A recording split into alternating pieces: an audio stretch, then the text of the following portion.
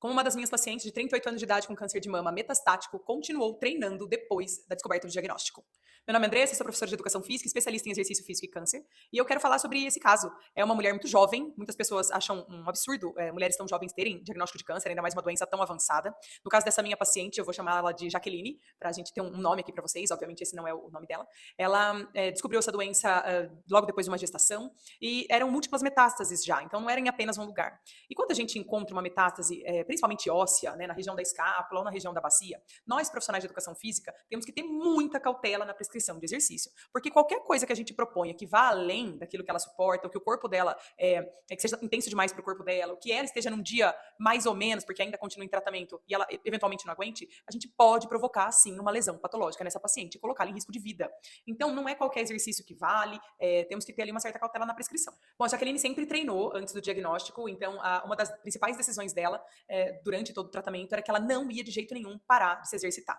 Então, gente, quando a gente se depara com essa situação, que é maravilhosa, eu queria que, sei lá, 10% dos meus pacientes fossem assim, que não parassem de treinar, a gente tem que modular o treino, né? Eu preciso reorganizar aquilo que ela já fazia, para principalmente com esse novo cenário, a gente não colocar a saúde dela em risco. Porque não esqueça, em primeiro lugar, sempre é o tratamento sistêmico, sempre vai ser a quimioterapia. Então, a gente tem que priorizar aquilo que a gente já sabe que funciona, que é o que vai redimir a doença, que vai deixar ela mais livre da doença avançar, progredir. Então, eu preciso sempre priorizar o tratamento quimioterápico. Depois, a gente vai olhar para os outros tipos de tratamento, tá? Então, a ideia é que o meu tratamento com exercício físico não prejudique o tratamento quimioterápico da Jaqueline, entendeu? Eu falo para as minhas pacientes que elas jamais podem ir para o médico por conta da minha responsabilidade, né? Então, o exercício ele tem que ser bem prescrito para eu não colocar essa minha paciente em risco. E como eu já tinha falado antes, essa paciente já corria, fazia musculação há muito tempo, então ela tinha um corpo com boa massa muscular, ela também tem ótima consciência corporal. Então, o que eu tive que fazer, basicamente, no treino que ela já estava adaptada na musculação, que era um treino intenso, um treino pesado, forte,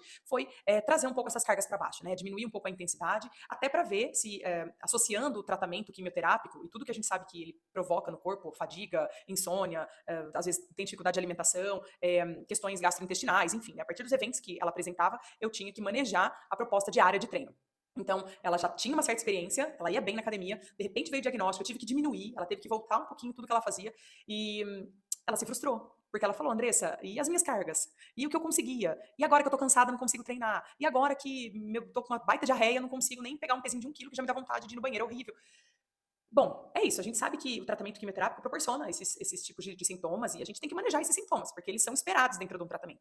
E o exercício, ele vai ajudar a reduzir esses sintomas? Vai, mas eu não consigo manter um esquema de treino igual ela tinha antes do diagnóstico. Né? Eu tive que tirar um pouco, porque tem essas questões dos sintomas que ela mesma não consegue fazer, o corpo não responde, mas também as metástases. Que ela tinha uma metástase aqui na escápula e outra na bacia. Então, um leg press com 200 quilos, ele é muito arriscado, gente. Eu posso provocar uma fratura patológica nessa região, entendeu? Eu não sei onde aquela pessoa deposita a força dela, a não ser na musculatura do quadríceps, né? Ali o quadril agindo no meio do movimento. Eu não sei se ela também usa um pouco de quadril, se ela tem um core que suporta os 200 quilos. Eu não sei, eu preciso aprender como é que funciona o corpo dessa minha paciente também, dentro desse novo cenário. Então, é uma experiência pro profissional também, né?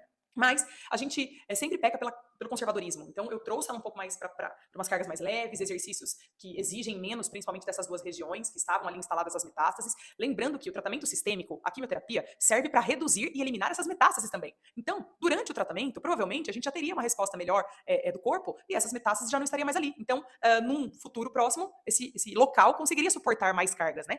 Mas a gente tem que ir acompanhando, tem que ir equilibrando com aquilo que ela dá conta de fazer para aquele momento, tá bom? O que importa é que ela permaneceu treinando. Tinha dias ruins? Óbvio. Tinha dias que ela não vinha? Óbvio. E tudo bem. O problema, ou melhor, a solução era que no outro dia ela voltava para cá. Então fazia um pouquinho, às vezes não dava 50 minutos, dava 20 minutos, mas ela fazia. Às vezes não dava para fazer um treino de força, mas fazia o aeróbico lá na bicicleta. Às vezes não dava para vir na bicicleta, fazia um aeróbico na rua caminhando, tá? Então, o exercício hoje, ele é considerado uma alternativa de tratamento tão boa quanto a quimioterapia e às vezes até mais eficaz. A gente está com muitas pesquisas agora em andamento. Cada vez que a gente olha para um material científico, vem uma novidade desse nível, colocando o exercício como realmente uma ferramenta essencial no tratamento e recuperação de qualquer tipo de câncer. Não só o câncer de mama, né? Que é isso que eu tô falando aqui. Mas é isso, essa minha paciente conseguiu, ela fez, a gente reduziu bem as cargas dela. No começo ela se frustrou um pouco, mas depois a gente foi andando, foi seguindo, foi vendo que o exercício realmente impactava beneficamente o tratamento quimioterápico. Ela tá finalizando agora, vai entrar para a rádio. Tem exercício maravilhoso, um protocolo esplêndido que eu tenho também para as minhas pacientes, para elas que estão em rádio, né, no momento da rádio. Então é isso. A dica que eu deixo aqui é para que vocês treinem, mesmo que seja um pouquinho. E assim, não subestimem o poder do um. Se você for um hoje, você é melhor do que nada, entendeu? Só que imagina você, um hoje, um amanhã, um outro amanhã, meu, já é quatro. Entendeu? Às vezes a gente olha pro lado e fala assim: ah, mas se eu fizer um só, não vai adiantar. Vai, minha filha, vai. Faz um exercício, um treino, um dia, um minuto, uma sessão, um movimento, um músculo, um membro, uma carga, R$ 1, tá? Mas façam, não percam esse tratamento maravilhoso que o exercício é para melhorar todos os sintomas do câncer, de qualquer tipo de câncer. E mais ainda, busquem profissionais capacitados que saibam de tudo que acontece no seu corpinho para não te colocar em risco. Lembra, o exercício é ferramenta de suporte, é benéfica e não é para te dar prejuízo, tá bom? Então, beijo, até a próxima.